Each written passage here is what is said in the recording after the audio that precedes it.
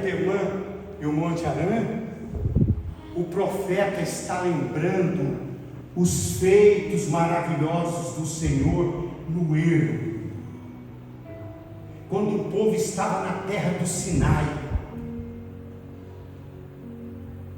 Tema Esterã, Monte Parã, é perto do Monte Sinai.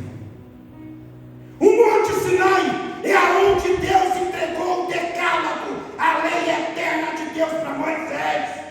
E o povo estava desrespeitando a lei de Deus, cometendo injustiça. E foi nesse lugar que a glória de Deus apareceu nos céus e apareceu na terra. O profeta está lembrando do passado. Sabe o que acontece com nós, irmão? Muitas vezes você está enfrentando uma luta hoje. O caminhão do esposo dela que foi roubado, uma doença, uma enfermidade, uma dívida. Mas você de vez em quando não olha para trás. Você precisa olhar para trás e olhar para aquilo que Jesus já fez com você.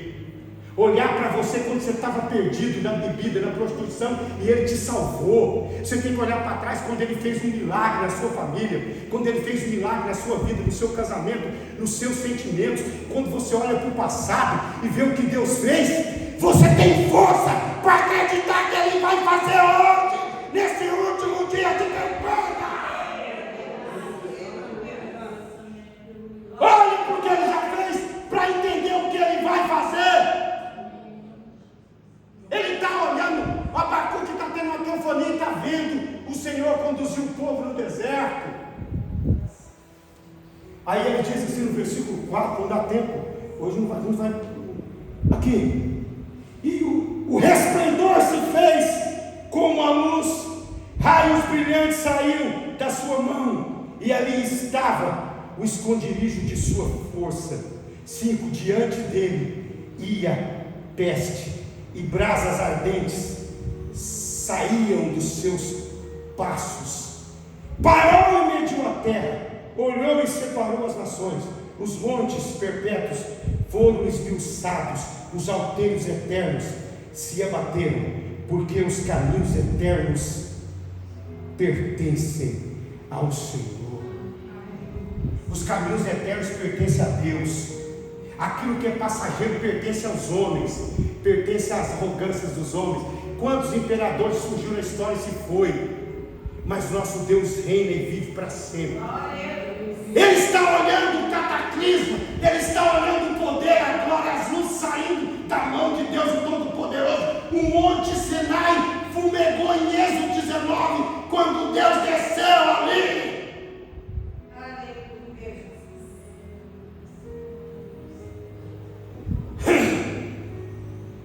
Ele está dizendo assim. Você sabe por quê, irmão? Quando o Senhor está descendo para visitar, algo tem que acontecer, sim ou não? Sim. O profeta está vendo Deus fazer juízo, Deus descer em glória. Assim quando está saindo, irmã Rosana, raios e luzes e poder na mão de Deus, assim é quando a tempestade chega. Quando a tempestade se aproxima, o céu escurece, sim ou não? Sim. O vento começa a soprar. Quando a tempestade está chegando, uau, vem raios, vem trovões, dizendo vai chegar o tsunami. E quando Deus se aproxima, os raios vêm acontecendo, as montanhas vai derretendo, e ele vem saltando pelos montes. Os teus cabelos são brancos como a neve, e nos teus olhos o quê? Incendeia, Senhor, a sua igreja.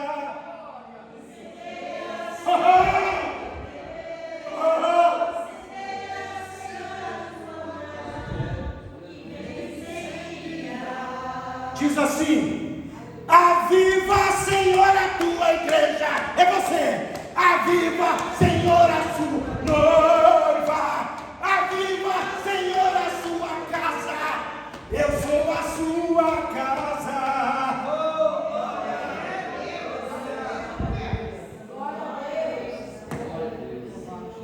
dizendo assim, 8, acaso é contra os rios que o Senhor está irado?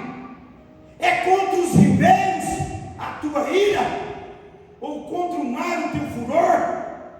Visto que andas montado sobre os teus cavalos e nos teus carros de salvação. Deus anda montado aonde?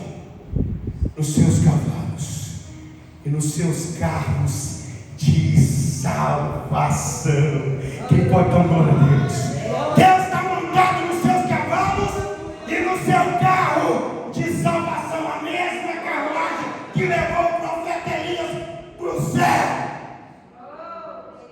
Só que tem uma coisa: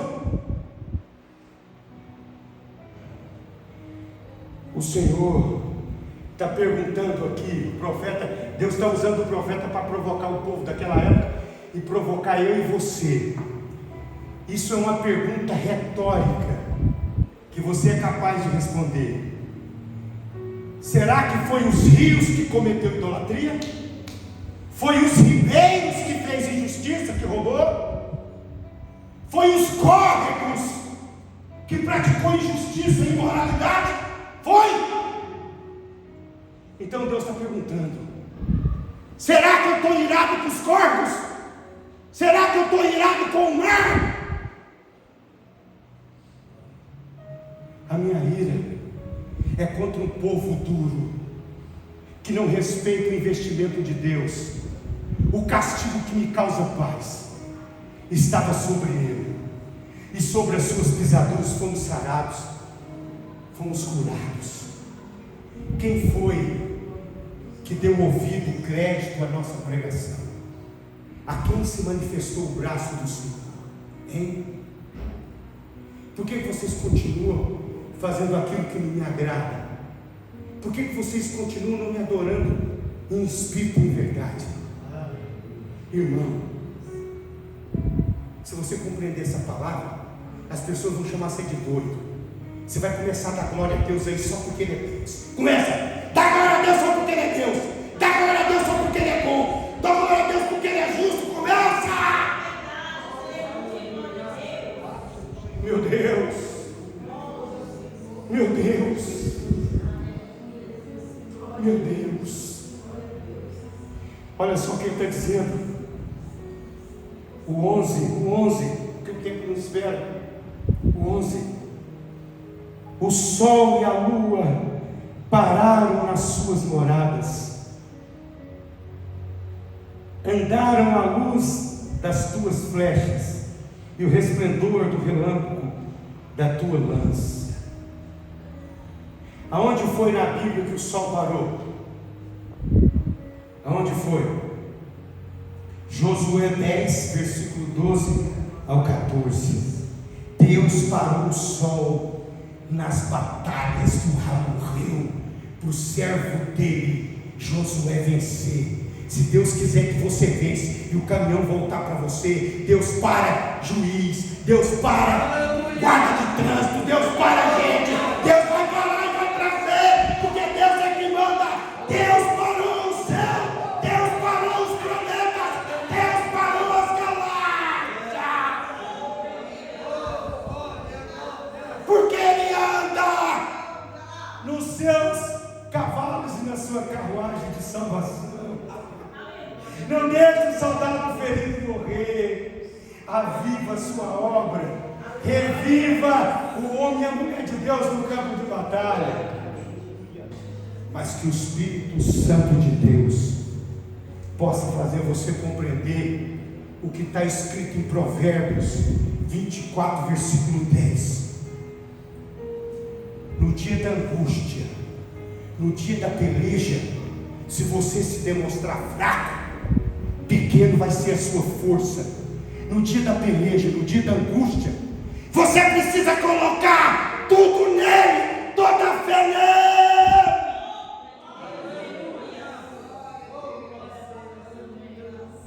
Toda a fé nele, é tudo nele. Romanos 11, versículo 35. Por meio dele, para ele, por ele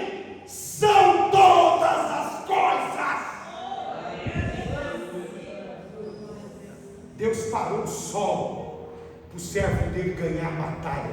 O que você acha que Ele vai fazer com você? Para o seu casamento sobreviver à crise, para o seu filho drogado, endemoniado, largar as drogas.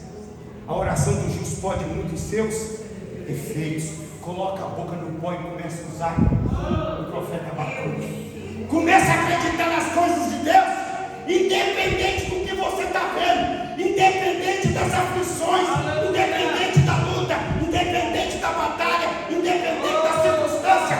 Isso não é o resultado de Deus. Aleluia! Meu Deus, estamos acabando, porque o tempo não para. Vai no 15, segue comigo no 15, olha aqui, a teofania, a visão de Deus. Tu, com os teus cavalos, marchasse pelo mar, pela massa de grandes águas. Versículo 16. Ouvindo eu o meu ventre se comoveu. Uai, peraí, ele não está tendo uma visão? Ele está vendo uma visão, mas a revelação ele está escutando. Ele está vendo a destruição, mas a revelação do Espírito Santo está soprando. Olha o versículo 16.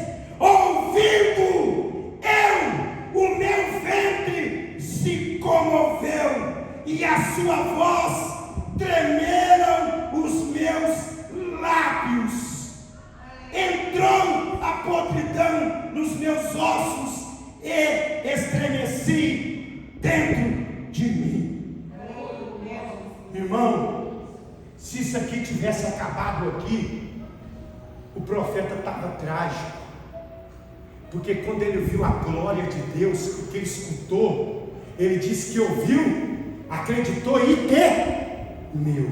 E pediu para Deus na sua oração: aviva o teu povo, aviva a tua igreja, aviva a tua obra. No decorrer dos tempos, vai vir tempos trabalhosos, mas se o seu espírito continuar soprando, a igreja vai continuar em pé.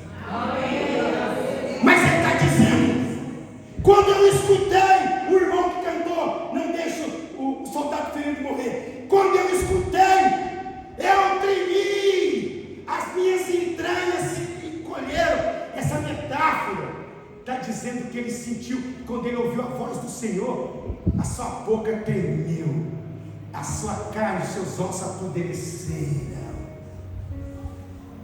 Só que nós estamos falando de um homem que tem o quê? Fé. Nós estamos falando de um homem que tem o quê? Temor. Olha só a revelação aqui agora. Eu vou terminar esse capítulo colocando um título nele: o triunfar pela fé. O triunfar pela fé. Olha só o que ele diz agora, o restante, pastor, do versículo. Olha como é que é lindo. Os meus lábios entrou a podridão nos meus ossos e estremeci dentro de mim. Agora o que ele está dizendo na visão do dia do Senhor, né, aqui, irmão? No dia da angústia descansarei quando subir contra o povo que invadirá com as suas tropas. Ele vai fazer o que no dia da angústia? Descansar. Os que confiam no Senhor são como os montes de Sião, que não se abalam, mas permanecem para sempre. Como em volta de Jerusalém são os montes, assim é o Senhor em volta do seu povo. No dia da angústia eu vou descansar. Você sabe por quê, irmão? Olha só o que o profeta está vendo. O profeta está vendo a pandemia, pastor. O profeta está vendo as mortes. O profeta está vendo os parentes sendo enterrados, sem poder chegar perto e velar. Olha aqui, versículo 17 é lindo, olha aqui. O triunfar pela fé. Eu estou acabando, olha aqui. Por quê?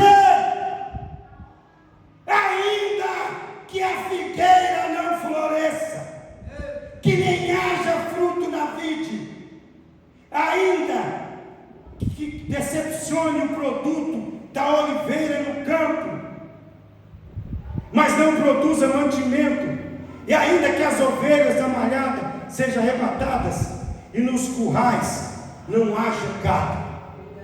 Escuta bem aqui. Ainda que chegue uma guerra, ainda que o agronegócio seja destruído, não tem mais arroz nos armazéns, não tem mais estoque, não tem comida na despensa, os filhos estão gritando de fome, não tem árvore, nem fruta, nem pau de árvore nenhum, toda a lavoura secou, foi tudo destruído, não tem gado, não tem carne. Mas o justo não vive por vista. Ei, glória! O justo vive pela fé. As circunstâncias adversas, minha pastora que está na porta, as circunstâncias adversas não altera a fidelidade de Deus. Deus vai continuar fiel se faltar carne, se faltar água, se faltar comida, se arrebentar o agronegócio. Deus vai ter que produzir 1 trilhão de corvos no céu para trazer comida para os homens e para as mulheres de Deus, porque Deus é fiel. Deus não precisa de circunstância negativa para fazer milagre. E o profeta está dizendo: o Senhor está me mostrando essas coisas terríveis, mas aqui dentro de mim existe um espírito de fé saltando, Senhor. E mesmo se o Senhor me mostrar tudo isso, eu sei que o Senhor é fiel. O Senhor tem poder para reverter qualquer quadro.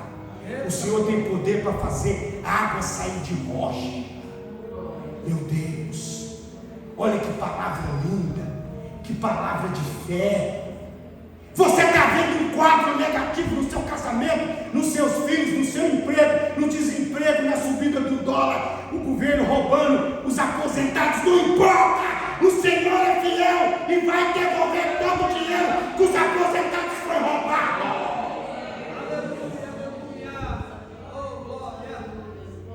Eu estou acabando. Esse é dia de campanha. Você sabe qual que é o problema da igreja? A igreja não entende que a guerra tem que ser no nível espiritual. Você tem que ver as coisas com o olhar do Espírito. Porque as coisas espirituais se discernem o quê? Espiritualmente. Diz que existia um gigante afrontando o povo de Deus mais de 40 dias, dizendo que não tem homem naquela nação, e quem perder a batalha vai ser escravo daquele povo que vencer. Israel com medo, Saul com medo, e o cara gritava todo dia naquele horário: tem homem não! No dia que o menino Davi escutou aquela situação, ele irou. Ele falou: peraí, quanto tempo que esse povo está afrontando o Deus dos exércitos? Quanto tempo que esse povo está afrontando o povo de Deus? Tem uns 40 dias. Ele falou: eu vou lá. Não vai não. Pega a armadura. Peraí, você é menino, ele é gigante. Você sabe o que eu vejo nessa mensagem, irmão? Aquele povo não tinha visão de Deus como Davi, o menino, tinha. O Davi, quando estava na solidão do deserto, o Espírito Santo vinha sobre ele, e quando o leão ou a ursa tentava pegar a ovelha, ele abria a boca do leão e da ursa e tirava a ovelha lá dentro, porque a força de Davi nunca veio dele, a força de Davi veio sempre da fé do Senhor. Ele era um homem que tinha experiência, ele era um homem que Deus era maior do que as estrelas que ele contemplava. Ele sabia que o Deus que fez as galáxias, os planetas, era o Deus que ele adorava no deserto. Aquele menino de cabelo fogoió, aquele menino vermelho, aquele menino. E aí, quando ele fica sabendo a roupa de Saul no céu, ele falou: olha isso aqui, eu vou lá agora, eu vou ensinar esse incircunciso a respeitar o povo de Deus. E o povo fazia assim: ó pastor, ó o povo assim, ó. O que o texto fala? O texto, como é que ele chama? Gigante o quê?